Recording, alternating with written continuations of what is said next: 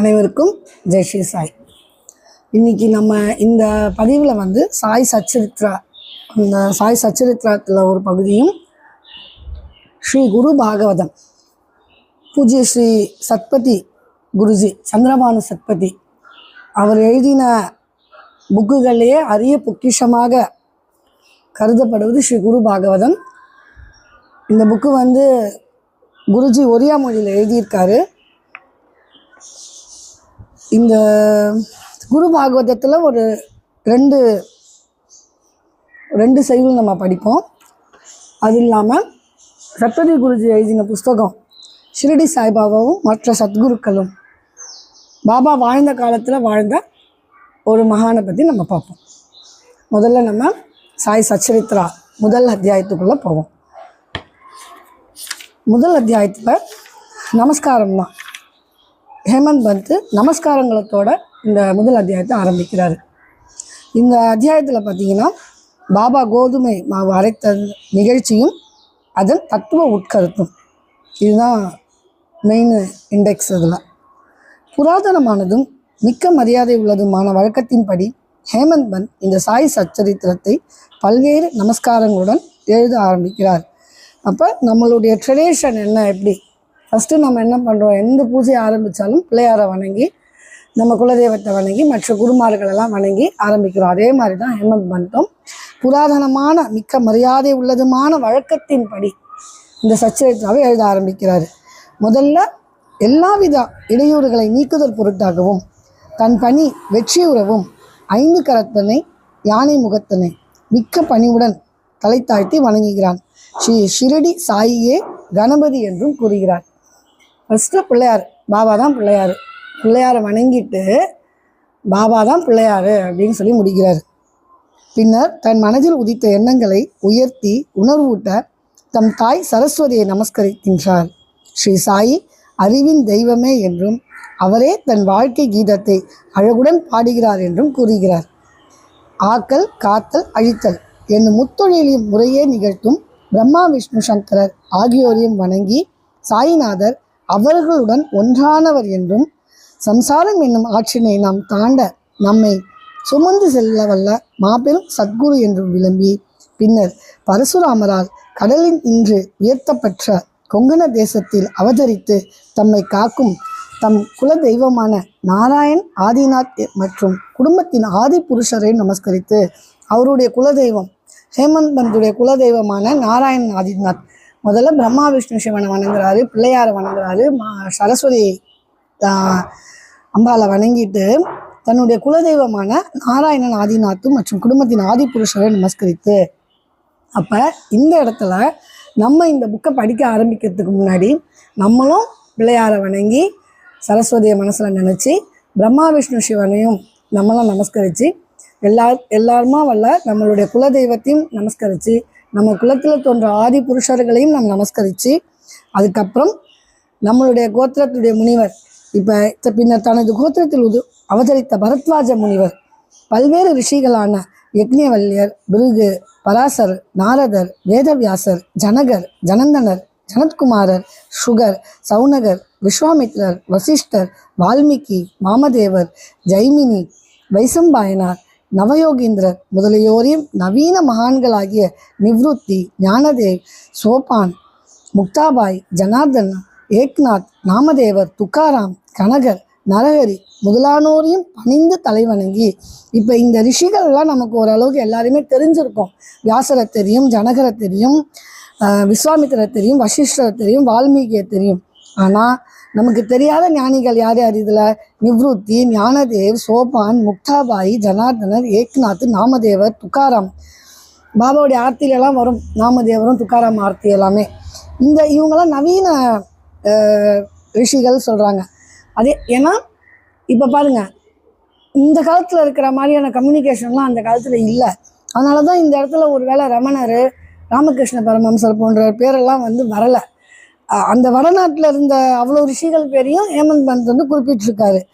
எல்லாரையும் நரஹரி முதலானோரையும் பணிந்து தலைவணங்கி பிறகு தனது தாத்தாவான சதாசிவரையும் தகப்பனான ரகுநாதரையும் தம் இளம் வயதில் மறைந்த அன்னை மற்றும் அவரை வளர்த்த அத்தை அன்பிற்குரிய அண்ணன் ஆகியோரையும் வணங்கி, அப்போ இவங்க எல்லாரையுமே நம்ம நமஸ்காரம் பண்ணிட்டு ஒரு நல்ல காரியம் நம்ம ஆரம்பிக்கணும்னா நம்மளுடைய வம்சத்தில் நம்ம தாத்தா, நம்ம தாய் தந்தையர், அண்ணன், நமக்கு வீட்டில் இருக்கிற பெரியவங்களையும் வணங்கி ஒரு நல்ல காரியத்தை ஆரம்பிக்கிறார்.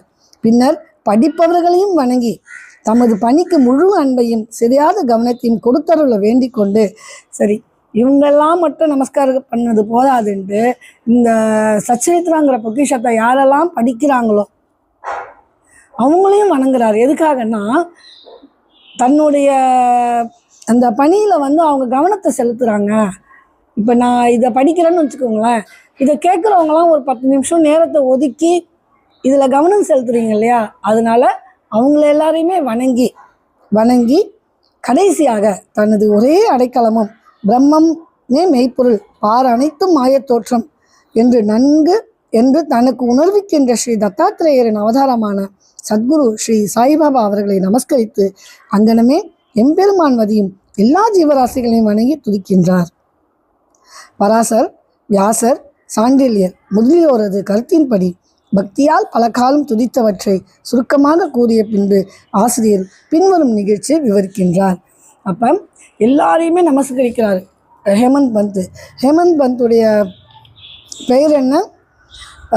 கோவிந்தராவ் ரகுநாத் தபோல்கர். பாபா தான் அவருக்கு ஹேமந்த் பந்த் அப்படின்னு பேர் வச்சுருப்பார். அது எதனால எப்படி வச்சாருங்கிறத சச்சரித்திரா படிக்கும்போது நம்ம பார்ப்போம். அப்போ எல்லாரையுமே வணங்கி, இந்த புக்கு படிக்கிறவங்களையும் வணங்கி, இப்போ நம்ம இந்த புக்கை கேட்குறவங்களையும் வணங்கி இந்த நாளைக்கு பார்ப்போம். முதல்ல எந்த நிகழ்ச்சி, எப்படி கோதுமை மாவு அரைச்சாங்க, எதனால் அரைச்சாங்க, அதை என்ன பண்ணாங்க அப்படிங்கிறத நாளைக்கு பார்ப்போம். இப்போ நம்ம பார்ட் 2க்கு போவோம். பார்ட் 2 பார்த்திங்கன்னா குரு பாகவதம். நான் முன்னாடியே சொன்ன மாதிரி சந்திரபானு சத்பதி அப்படிங்கிறவர் இப்போ வாழ்ந்துட்டுருக்க ஒரு மகான், ஒரு பெரிய குரு. அவர் டெல்லிக்கு பக்கத்தில் இருக்கிற கோரேகாவ்ங்கிற ஊரில் இருக்கார். அவர் ஒரு IPS ஆஃபீஸரு. அவரை பற்றி நான் இன்னொரு கொஞ்சமாக அவரை பற்றி உங்கள்கிட்ட சொல்கிறேன்.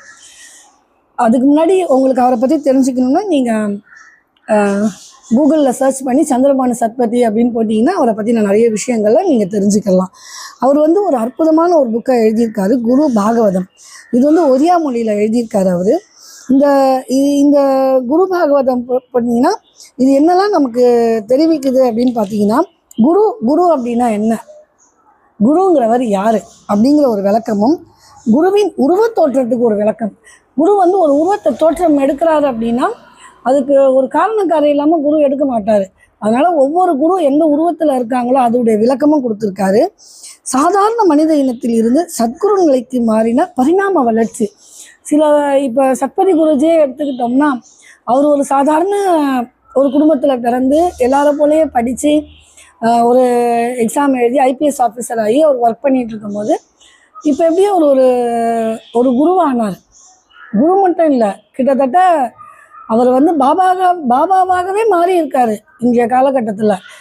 அப்போ எப்படி அந்த மாதிரி நம்ம மாறலாம் அப்படிங்கிறதையும், குருவின் வகைகள், ஸ்ரீ சத்குருங்கிறவர் யாருங்கிறத தெளிவாகவும், குருவின் வகைகள் 5 வகையான குருமார்கள் இருக்காங்க, அவங்களுடைய செயல்பாடுகளை பற்றியும், அதுக்கப்புறம் துறவிகள்னா என்ன அதனுடைய விளக்கத்தை பற்றியும், அவங்களுடைய வகைகளை பற்றியும், தூய்மையான யோகி, சுத்தமான யோகி அவங்களுடைய குணாதிசயங்களை பற்றியும், தீய யோகிகள் யாரெல்லாம் இருக்கா, அந்த நம்ம அடையாளம் கண்டுகொள்ளணும் இல்லையா, நல்லவங்க யார் கெட்டவங்க யார். நமக்கு அந்த அளவுக்கு ஒரு திறமை கிடையாது, நம்ம அந்த அளவுக்கு நம்ம அறிவுக்கு அதெல்லாம் எட்டுறது கிடையாது. நம்ம நல்லவங்களையெல்லாம் நம்ம தவறானவன்னு நினச்சி விட்டுருவோம், தவறானவங்களை காலில் விழுந்து கிடக்கிறோம். அப்போ இந்த தெளிவு நமக்கு தரப்போகிறது இந்த புஸ்தகம். நம்ம படிக்க இதெல்லாம் நம்ம தெரிஞ்சுக்க போகிறோம். அதுக்கப்புறம் சத்குருக்களின் முக்கிய குழு அவங்க என்ன பண்ணுறாங்க, சத்குருவின் அடியவர்களின் வகைப்பாடுகள். அப்போ பக்தர்கள் ஒரு குருவுக்கு நம்ம சிஷ்யர்களாக இருக்கோம்னா அவங்களுடைய வகை என்ன மாதிரியான எப்படியெல்லாம் நம்ம இருக்கோம். இப்போ சச்சரித்திரால் எடுத்துக்கிட்டிங்கன்னா 3 வகையான பக்தர்களை சொல்லியிருப்பார் பாபா ஒரு இடத்துல. முதல் தரமானவர்கள்னால் குரு என்ன கேட்குறாருங்கிறத யூகித்து அறிந்து குரு கிட்டேருந்து ஆணை வரும் வரை காத்திருக்காம அந்த செயலில் இறங்குறது முதல் தரம். இரண்டாம் தரமான பக்தர்கள் பார்த்தீங்கன்னா குரு என்ன சொல்கிறாரோ அதுக்கு அப்படியே கீழ்ப்படிவாங்க. அவங்க அவங்க ஏன் எதுக்கு என்ன கேள்வியெல்லாம் குருவை பார்த்து கேட்கறது இல்லை. அவங்க இரண்டாம் தரமான பக்தர்கள். மூன்றாம் தரமான பக்தர்கள் குரு பேச்சையும் கேட்கறது இல்லை, தானாகவும் சிந்திக்கிறது இல்லை, குரு பேச்சும் கேட்கறது இல்லை. ஒவ்வொரு அடியிலையுமே தப்பு பண்ணிக்கிட்டே போகிறது. அப்புறம் பார்த்துக்கலாம், அப்புறம் பார்த்துக்கலாம், அப்புறம் பார்த்துக்கலாம், இந்த வாரம் போய்க்கலாம், அடுத்த வாரம் போய்க்கலாம் அப்படின்னு நம்ம ஒரு சின்ன விஷயத்த தள்ளி போட்டுக்கிட்டே போகிறது. இப்போ ஒரு குரு நமக்கு சொல்கிறாருன்னு வச்சுக்கோங்களேன், நீ நீ வந்து ஒரு ஏதாவது ஒரு பரிகாரம் சொல்கிறாரு. நம்ம ஒரு கஷ்டம்னு சொல்லிட்டு ஒரு குரு கிட்ட சொல்கிறோம். அவர் நமக்கு ஒரு பரிகாரம் சொல்கிறாரு, நீ இந்த கோயிலுக்கு போ, இத்தனை சுற்று இத்தனை விளக்கு ஏற்று அப்படின்ட்டு. நம்ம என்ன பண்ணுவோம் தெரியுமா? அடுத்த வாரத்துலேருந்து போகலாம், அடுத்த வாரம் வேறு ஒரு வேலை வந்துடும், அதுக்கு அடுத்த வாரத்துலேருந்து போகலாம் அப்படின்னு விடுவோம். ஒரு வழியாக நம்ம ஒரு 4-5 வாரம் கழித்து போகிறோன்னு வச்சுப்போமே, அதுக்குள்ளே நம்ம குரு நம்மக்கிட்ட அவர் என்ன சொல்லியிருக்காருங்கிறத நம்ம பாதி மறந்துடுவோம். அவர் எப்படி நம்மளை கோயில் சுற்ற சொன்னாரா, இல்லை விளக்கேற்ற சொன்னாரா, இல்லை அமைதியாக உட்கார சொன்னாரா, என்ன பிரார்த்தனை பண்ண சொன்னாருங்கிறத பாதி மறந்துடுவோம். அப்போ அந்த காலகட்டத்தில் குரு சொல்கிறத கேட்டு நம்ம நடக்கிறதுக்குள்ளே முக்கால்வாசி மறந்து போயிடும். நம்ம அது முழுசாகவும் நம்ம செய்ய மாட்டோம். இந்த மாதிரி ஒரு குரு சொன்னதையும் கேட்காம ஒவ்வொரு அடியிலையுமே அந்த குரு சொன்ன வார்த்தையை தள்ளி போட்டுக்கிட்டே போகிறது தான் மூன்றாம் தரமான பக்தர்கள். இந்த மாதிரி அதை அவங்கள பற்றியும் பாபா வந்து இந்த புக்கில் குருஜி வந்து ரொம்ப தெளிவாக கொடுத்துருக்காரு. அப்போ தூய்மையற்ற பக்தர்களின் குணநலன்கள் அதுவும் சொல்லியிருக்காரு. எப்படி நம்ம வந்து பேராசை எப்படி இருக்கலாம், நம்ம தந்திரம் கபட நாடகம், நம்ம தந்திரமாக கடவுள்கிட்ட வந்து நம்ம என்ன கேட்டால் என்னுடைய பார்வையில் நம்ம வந்து ரொம்ப தந்திரசாலி. ஒரு சுவாமிகிட்ட வந்து ஒரு பிரார்த்தனையை பண்ணிட்டு அதை நடக்கலைன்னு வச்சுக்கோங்களேன், நம்ம அது கொடுக்குற விளக்கங்கள்லாம் பார்த்தீங்கன்னு வச்சுக்கோங்களேன், அப்படி நம்மளால் மட்டும்தான் அந்த ஒரு பதிலை கொடுக்க முடியும். ஒன்று செய்யாததுக்கு நம்ம 1000 காரணங்களை வச்சுருப்போம், ஆனால் அதை செஞ்சு முடிக்கிறதுக்கு நம்மக்கிட்ட ஒரு காரணமும் இருக்காது. அது ஒன்று. கடைசியில் பேராசை பிடித்த பக்தர்கள், அந்த மாதிரி எப்படி நம்ம தூய்மையற்ற பக்தர்களின் குணநலன்களையும் சொல்லியிருக்காரு இந்த புக்கில். அதுக்கப்புறம் குருவின் ஆன்மீக குழந்தைகள் அதோடைய விளக்கமும் கொடுத்துருக்காரு. எப்படி நம்மளை பாபா வந்து பதப்படுத்தி ஒவ்வொரு அடியிலையும் நமக்கு ஒவ்வொரு விஷயத்த சொல்லி கொடுத்து ஒரு சிற்பி எப்படி அந்த சிலையை வடிக்கிற மாதிரி நம்மளை கொஞ்சம் கொஞ்சமாக சதைச்சி நம்மளை நல்லா பதப்படுத்துகிறார் பாபா. நம்ம சொல்லுவாங்களே, உளியால் அடி வாங்கின கல் தான் தெய்வமாக இருக்குது, அடி வாங்காத கல் படிக்கட்டால் எல்லார்கிட்டையும் மிதிப்படுது அப்படின்னு சொல்லுவாங்க. அதை பற்றியும் நம்ம கற்றுக்க போகிறோம். கடைசியில் குருவின் ஆன்மீக தீட்சை அதை பற்றியும் நம்ம பேச போகிறோம். அப்போ இதெல்லாம் குரு பாகவதத்துடைய முதல் பகுதியில் குருஜி எழுதியிருக்காரு. ஒவ்வொன்றும் நம்ம வந்து ரொம்ப பொறுமையாக படிப்போம். இப்போ ஒரு ஸ்ரீ குரு பிரார்த்தனை ஒரு 2 பேரா, அந்த பேராவும் நான் உங்களுக்கு கீழே இந்த யூடியூப் இந்த பேசி முடிச்சதுக்கப்புறம் இந்த ஸ்லோகமும் கொடுக்குறேன். அந்த அர்த்தம் வந்து இப்போ கேட்டுக்குங்க, சரியா? ஓ ஸ்ரீ குருதேவா, என் ஆத்மா உங்கள் பாதங்களுக்காக ஏங்குகிறது. உங்கள் பாதங்களில் நான் தியானம் செய்யும்போது மட்டுமே என் மனம் அதில் ஒன்றி விடுகிறது. இல்லையேல் மாய விளையாட்டுகள் என்னை சூழ்கிறது. இம்மையின் கவலைகளுடன் மீண்டும் மீண்டும் நான் மாயையின் உலகத் தோற்றங்கள் கரங்களால் தோல்வியுற்று என் ஜீவன் மீட்சி வேண்டி ஸ்ரீரையை நோக்கி உறக்க அழுகிறது. இது வந்து ஒரியால் அவர் எழுதியிருக்காரு. ஸ்ரீ குருதேவ பிராணோமோ கோஜே பாத தப தும ஸ்ரீ பயர தியானரே ஏகாக்கிரதா ஆசை மனரே அந்யதா மாயாரா ஜே கேலே ஹேரை ஜகதா ஜஞ்சால சே மாயா கேலே ஹாரி ஹாரி டாக்கே மோ ஜீப ரக்கா ஹரி. இதுக்கு தான் இந்த அர்த்தம். ஓ ஸ்ரீ குருதேவா, என் ஆத்மா உங்கள் பாதங்களுக்காக ஏங்குகிறது. உங்கள் பாதங்களில் நான் தியானம் செய்யும்போது மட்டுமே என் மனம் அதில் ஒன்றி விடுகிறது. எப்போ நம்ம குருவை ஆத்மார்த்தமாக அவரை மனசில் நினச்சி அவர் பாதத்தில் நம்ம விழுந்து வணங்குறோமோ அப்போ தான் நம்ம மனசு வந்து அந்த பாபாவுடைய பாதங்களில் ஒன்றாகிறது. நம்ம நாளைக்கு இதோடைய 2வது 3வது 4வது ஸ்லோகத்தை பற்றி பார்ப்போம். இப்போ இந்த பதிவோட 3வது கட்டத்துக்கு வருவோம். ஸ்ரீ சாய்பாபாவும் மற்ற சத்குருக்களும். இப்போ இதில் வந்து பார்த்திங்கன்னா ஒரு பாபா ஜான், ஹசரத் பாபா ஜான் அப்படிங்கிற ஒரு பெண் சாதுவை பற்றி நம்ம இன்றைக்கி பார்க்க போகிறோம். இவங்க யாருன்னு கேட்டிங்கன்னா, இவங்க ஆப்கானிஸ்தானில் வந்து பலுச்சிஸ்தான் அப்படிங்கிற ஒரு ஊரில் பிறந்து ஒரு நல்ல ஒரு மினிஸ்டருக்கு பிறந்த பொண்ணு. அந்த காலத்திலேயே ஒரு முஸ்லீம் அவங்க. இவங்க வந்து என்ன பண்ணாங்கன்னா அவ்வளவு அழகாக, அதனால் இவங்களுக்கு பேர் வந்து குல்ருக்கு அப்படின்னு வச்சாங்க. குல்ருக்குன்னா ரோஜாவை போல் இருக்கிறவ அப்படின்னு. ரோஜா பூ எவ்வளோ அழகாக இருக்கும் அந்த நிறத்தில் இருப்பாங்களாம் இந்த ஹசரத் பாபாஜான். அவங்க வந்து அவ்வளோ அழகாக, அவ்வளோ அந்த ரோஸு கலரு, அவங்க அப்படியே ரோஸாக இருப்பாங்களாம் அந்த அம்மா. அப்போ இவங்களுக்கு வந்து அதனாலே ரொம்ப குழந்தை ரோஸு கலரில் பிறந்ததுனாலே இவங்களுக்கு வந்து குல்ருக்கு அப்படின்னு பேரிட்டாங்க. இவங்களுக்கு வந்து இவங்க ஒரு முஸ்லீம் சாதுவாக இருந்ததுனால திருக்குறானை வந்து அப்படியே மனப்பாடம் பண்ணி ஒப்பிக்கிற ஆற்றலை இயற்கையாகவே பெற்றிருந்தாங்க. ரொம்ப சின்ன வயசுலேயே 10, 12, 13 வயசுலேயே அவங்க வந்து குரானை வந்து அப்படியே ஒப்பிப்பாங்களாம். அவ்வளோ இதுவாக இருந்தாங்களாம். 18 வருஷம் கழித்து அவங்களுக்கு வந்து 13, 14 வயசுலேயே கல்யாணம் பண்ணி வைக்கணும்னு முடிவு பண்ணாங்க. ஆனால் இவங்க கல்யாணத்துக்கு ஒத்துக்காததுனால இன்னொரு 4 வருஷம் தள்ளி போட்டிருக்காங்க.